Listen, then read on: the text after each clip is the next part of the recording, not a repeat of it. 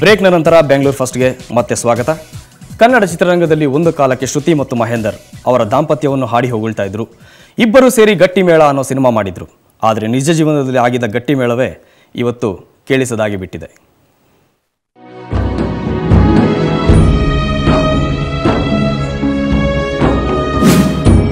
ಕನ್ನಡ ಚಿತ್ರರಂಗದ ಮತ್ತೊಬ್ಬ ತಾರೆಯ ದಾಂಪತ್ಯ ಬದುಕು ವಿಚ್ಛೇದನದಲ್ಲಿ ಅಂತ್ಯಗೊಂಡಿದೆ. ಚಿತ್ರರಂಗದಲ್ಲೇ ಅಪರೂಪದ ತಾರಾ ಜೋಡಿ ಎನಿಸಿಕೊಂಡಿದ್ದ ಶ್ರುತಿ ಮಹೇಂದರ್ ದಾಂಪತ್ಯ ಜೀವನ ಅಂತ್ಯವಾಗಿದೆ. ಪರಸ್ಪರ ಒಪ್ಪಿಗೆ ಮೇಲೆ ಇಬ್ಬರು ವಿವಾಹ ವಿಚ್ಛೇದನ ಪಡೆದಿದ್ದಾರೆ. ಬೆಂಗಳೂರಿನ ಕೌಟುಂಬಿಕ ನ್ಯಾಯಾಲಯಕ್ಕೆ ಹಾಜರಾದ ಶ್ರುತಿ ಮಹೇಂದರ್ ವಿಚ್ಛೇದನಕ್ಕೆ ಸಹಿ ಹಾಕಿದ್ರು. ಶ್ರುತಿ ಬಯಸಿದಂತೆ ಎಲ್ಲವೂ ಮುಗಿದಿದೆ, ಯಾವುದೇ ಷರತ್ತುಗಳಿಲ್ಲದೆ ವಿಚ್ಛೇದನ ಪಡೆದಿದ್ದೇವೆ ಅಂತ ಮಹೇಂದರ್ ಹೇಳಿದ್ರು. ಈಗ ಅವರು ಡೈವರ್ಸ್ ಕೇಳಿದ್ರು ನಾನು ಕೊಟ್ಟಿದ್ದೀನಿ. ಅದರಲ್ಲಿ ಯಾವುದೇ ಷರತ್ತುಗಳಾಗಲಿ ಅಥವಾ ಕಂಡೀಷನ್ಸ್ ಅಲ್ಲ. ಯಾಕೆಂದ್ರೆ ನಾವು ಸೆಲೆಬ್ರಿಟೀಸ್, ನಿಮಗೆ ಈಗಾಗಲೇ ನಿಮ್ಗೆ ಗೊತ್ತಿದೆ, ನಾವು ತುಂಬಾ ಜವಾಬ್ದಾರಿಯುತವಾಗಿ ನಡ್ಕೋಬೇಕಾಗತ್ತೆ.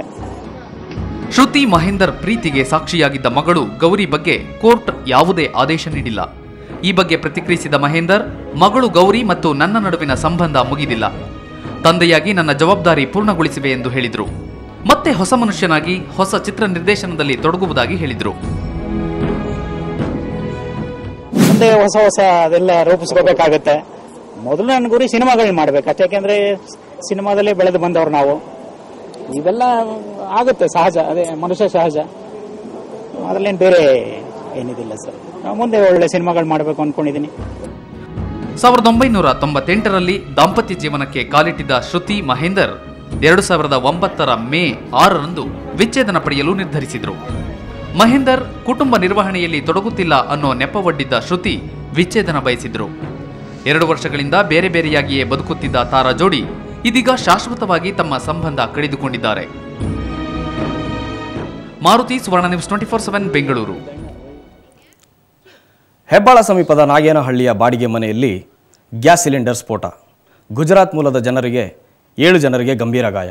ಮದ್ಯ ಸೇವಿಸಿ ಗ್ಯಾಸ್ ಆಫ್ ಮಾಡದೆ ಮಲಗಿದ್ದೇ ಕಾರಣ. ಗಾಯಗೊಂಡವರಿಗೆ ವಿಕ್ಟೋರಿಯಾ ಆಸ್ಪತ್ರೆಯಲ್ಲಿ ಚಿಕಿತ್ಸೆ.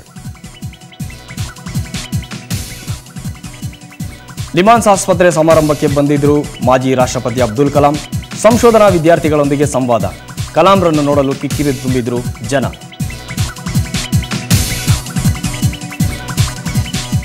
ನಾಲ್ಕನೇ ಬೆಂಗಳೂರು ಅಂತಾರಾಷ್ಟ್ರೀಯ ಚಲನಚಿತ್ರೋತ್ಸವಕ್ಕೆ ಸಿಎಂ ಸದಾನಂದ ಗೌಡರಿಂದ ಅದ್ದೂರಿ ಚಾಲನೆ. ಇವತ್ತಿನಿಂದ ಡಿಸೆಂಬರ್ 22ರವರೆಗೆ ನಡೆಯಲಿದೆ ಚಿತ್ರೋತ್ಸವ. ಖ್ಯಾತ ನಟರಾದ ಅನಂತನಾಗ್, ಓಂಪುರಿ, ಸಾತ್, ಕನ್ನಡದ 20 ಚಿತ್ರಗಳು ಸೇರಿ ವಿಶ್ವದ 179 ಚಿತ್ರಗಳ ಪ್ರದರ್ಶನಗೊಳ್ಳಲಿವೆ. ಜಯಮಾಲಾ ಪುತ್ರಿ ನಟಿ ಸೌಂದರ್ಯರಿಂದ ಖ್ಯಾತ ಜ್ಯೋತಿಷಿ ಎಸ್.ಕೆ. ಜೈನ್ ರವರ ಕಾಲಚಕ್ರ ಆಂಗ್ಲ ಪುಸ್ತಕ ಬಿಡುಗಡೆ. ವಿಠಲ್ ಮಲ್ಯ ರಸ್ತೆಯ ವೀರೇಂದ್ರ ಹೆಗಡೆ ನಿವಾಸದಲ್ಲಿ ನಡೆಯಿತು ಸಮಾರಂಭ. ವೈಜ್ಞಾನಿಕ ಸತ್ಯದ ಹಿನ್ನೆಲೆಗಳೊಂದಿಗೆ ಜ್ಯೋತಿಷಿ ಶಾಸ್ತ್ರದ ಮಾಹಿತಿಗಳನ್ನೊಳಗೊಂಡ ಪುಸ್ತಕ ಲೋಕಾರ್ಪಣೆ. ಸಿಲಿಕಾನ್ ಸಿಟಿಯಲ್ಲಿ ಇವತ್ತು ಬಾಲಿವುಡ್ ರಂಗು. ಗರುಡ ಮಾಲ್ನಲ್ಲಿ ಏರ್ಪಡಿಸಿದ ಕಾರ್ಯಕ್ರಮಕ್ಕೆ ಬಂದಿದ್ಲು ಕೃಷ್ಣ ಸುಂದರಿ ಬಿಪಾಶಾ ಬಸು. ಅಭಿಮಾನಿಗಳ ನೂಕುನುಗ್ಗಲಿಗೆ ಬಸು ಗರಂ. ಬಿಪಾಶಾ ನೋಡಿ ಅಭಿಮಾನಿಗಳು ಫುಲ್ ಖುಷ್.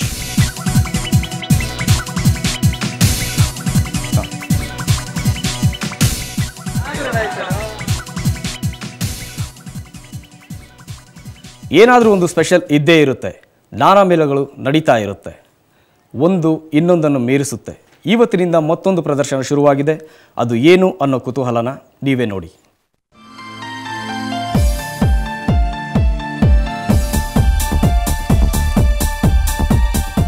ಗೋಲ್ ಗುಂಬಜ್, ಚರ್ಚ್, ಮರದ ಮೇಲೆ ಕೋಟೆ ಮನೆ, formula 1 car, Barbie doll, Titanic ship, ಹೀಗೆ ಹಲವು ಕಲಾಕೃತಿಗಳು ಇಲ್ಲಿ ಅನಾವರಣಗೊಂಡಿವೆ.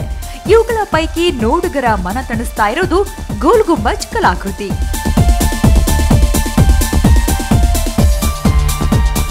ಅಂದ್ಹಾಗೆ ಇವೆಲ್ಲ ನಿರ್ಮಾಣವಾಗಿರೋದು ಕೇಕ್ನಿಂದ. ಈ ಶೋ ಪ್ರತಿ ವರ್ಷ ನಡೆಯುತ್ತೆ. ಇದು 37ನೇ ವಾರ್ಷಿಕ ಕೇಕ್ ಪ್ರದರ್ಶನ.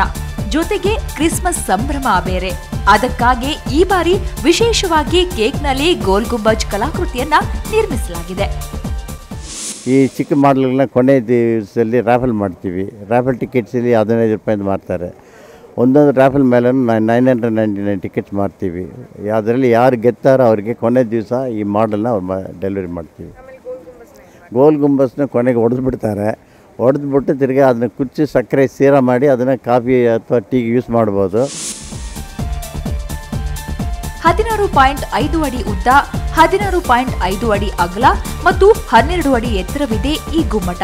ಈ ಬೃಹತ್ ಕೇಕ್ ತಯಾರಿಸಲು ಸುಮಾರು 5 ಟನ್ ಸಕ್ಕರೆ ಬಳಸಲಾಗಿದೆಯಂತೆ. ಇದೇ ಈ ಕೇಕ್ನ ಸೆಂಟರ್ ಆಫ್ ಅಟ್ರಾಕ್ಷನ್. ಈ ಕೇಕ್ ಶೋ ನಾನು 3 ವರ್ಷದಿಂದ ಬರ್ತಾ ಇದ್ದೆ. ಚೆನ್ನಾಗಿದೆ. ಬಟ್ ಅದೇ ಪ್ರಗತ್ ಹೇಳ್ದಂಗೆ 2 ಸತಿ ಬಂದಿರಲಿಲ್ಲ. ಮತ್ತು ತಾಜ್ ಹೋಟೆಲ್ ಮತ್ತು ಅದಿತ್ತು. ಈ ಸತಿ ನಂಗೆ ತುಂಬ ಇಷ್ಟ ಆಗಿದೆ ಅಂದರೆ ಫೆರಾರಿ ಕಾರ್ ಮತ್ತು ಆ ಬಿಲ್ಡಿಂಗ್. ಒಟ್ನಲ್ಲಿ ನಿಮಗೂ ಈ ಕೇಕ್ ಕಲಾಕೃತಿಗಳ ಸೌಂದರ್ಯ ನೋಡಬೇಕು ಅಂತ ಇದ್ರೆ ವಿಠಲ್ ಮಲ್ಯ ರಸ್ತೆಯಲ್ಲಿರುವ ಜೋಸೆಫ್ ಇಂಡಿಯನ್ ಹೈಸ್ಕೂಲ್ಗೆ ಭೇಟಿ ಕೊಡಿ. ಜನವರಿ 1ರವರೆಗೂ ಈ ಪ್ರದರ್ಶನ ನಡೆಯುತ್ತೆ.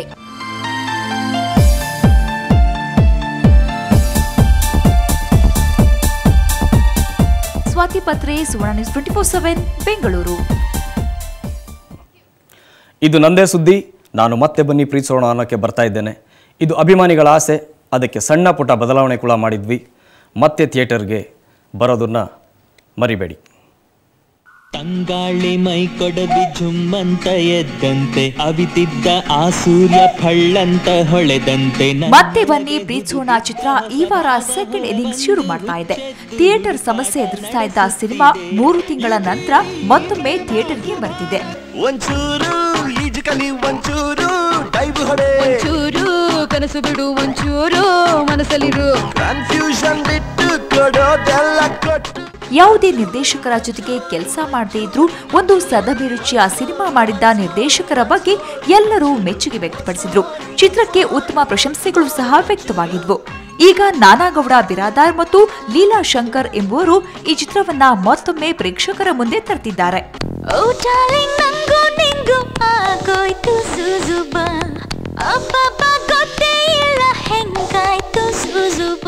ಇದರಿಂದ ಚಿತ್ರತಂಡದವರ ಮುಖದಲ್ಲಿ ಮತ್ತೆ ಮಂದಹಾಸ ಮೂಡಿದೆ. ಸಿನಿಮಾ ರಿಲೀಸ್ ಮಾಡುವ ಮೊದಲು ಅಂಬರೀಷ್ ಅವರಿಗೆ ಸಿನಿಮಾ ತೋರಿಸಿದ್ದಾರೆ. ಮತ್ತೆ ಥಿಯೇಟರ್ಗೆ ಬರ್ತಿರೋ ಈ ಚಿತ್ರಕ್ಕೆ ಬೆನ್ನೆಲುಬಾಗಿ ನಿಂತಿರೋರೇ ರೆಬಲ್ ಸ್ಟಾರ್ ಅಂಬರೀಷ್. ಇನ್ನು ಸಣ್ಣ ಪುಟ್ಟ ಬದಲಾವಣೆಗಳೊಂದಿಗೆ ಸಿನಿಮಾ ಸಿನಿಪ್ರಿಯರ ಮುಂದೆ ಬರ್ತಾ ಇದೆ. ಈ ಮತ್ತೆ ಬನ್ನಿ ಪ್ರೀತಿಸೋಣ ಚಿತ್ರನ ನಾನು ನೋಡಿದೆ.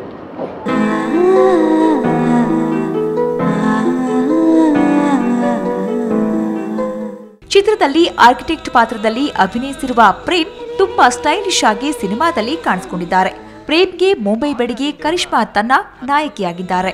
ಮೇಕಿಂಗ್ ನಲ್ಲಿ ರಿಚ್ನೆಸ್ ಇರುವ ಈ ಸಿನಿಮಾ ಸಖತ್ ಸ್ಟೈಲಿಶ್ ಆಗಿ ಮೂಡಿ ಬಂದಿದೆ. ಮಳೆಯಲ್ಲಿ ವಾದ್ಯದ ಅಂದವಾದ ನಿನ್ನ ನೋಡಿ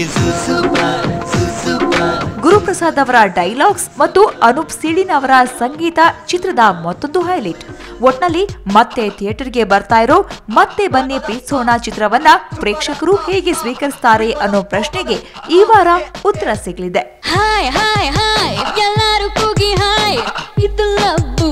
ಅಶೋಕ್ ದಾಮ್ಗೆರೆ, ಎಂಟರ್ಟೈನ್ಮೆಂಟ್ ಬ್ಯೂರೋ, ಸುವರ್ಣ ನ್ಯೂಸ್ 24/7.